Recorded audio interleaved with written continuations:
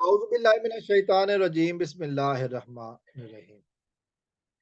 ऐसे Pakistan versus Zaheer Ahmad case के हवाले से बात करेंगे और आज एक दफ़ा फिर मैं उस मौजू पे बात करना चाहूँगा जिस मौजू पर नॉर्मली मैं बात कब नहीं करना चाहता हूँ।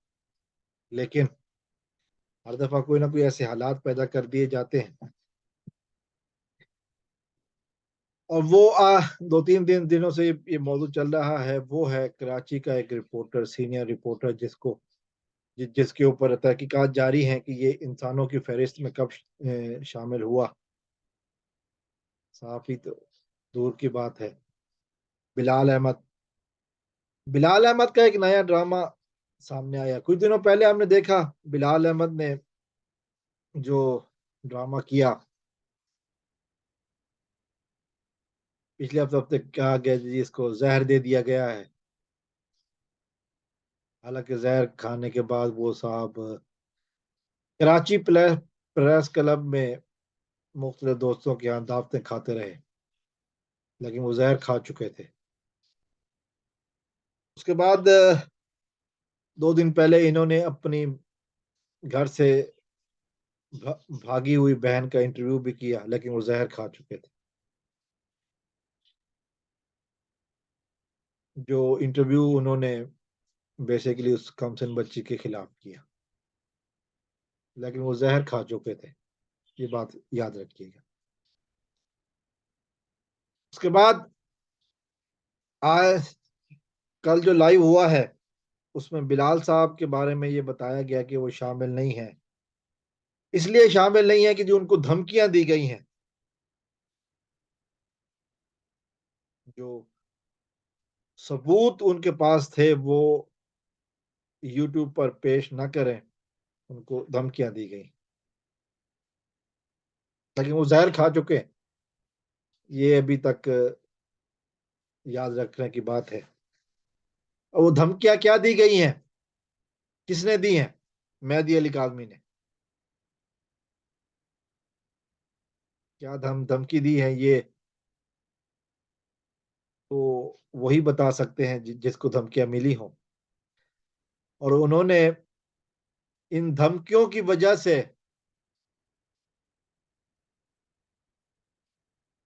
वीडियो में आना अपने अपने गैंग की महफिल में आना मुनासिब नहीं समझा। उन्होंने कहा कि मुझे धमकियाँ मिली हैं।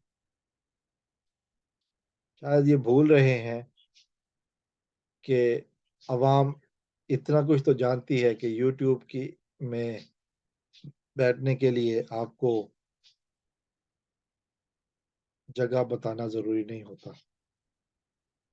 अपनी लोकेशन डिस्क्लोज़ करना लाज़मी नहीं होता। लोकेशन की किसी को परवाह नहीं होती। आपके पास एक मोबाइल फ़ोन हो, जिस पर इंटरनेट कनेक्शन हो, तो आप लाइव का हिस्सा हैं। मगर बिलाल साहब का मकसद कुछ और है।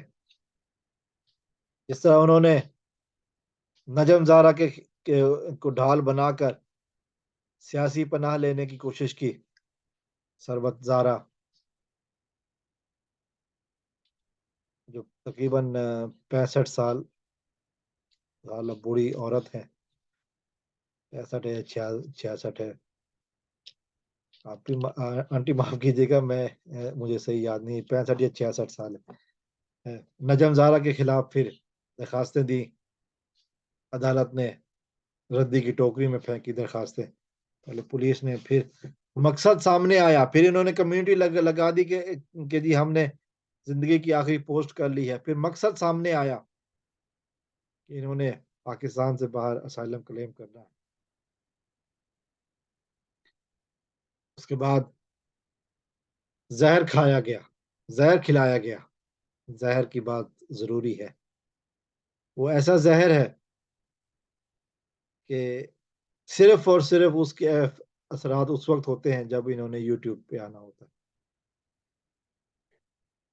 लेकिन व्लॉग करते हुए नहीं होता, अपनी बहन का इंटरव्यू करते हुए नहीं होता, जो घर से भाग गई थी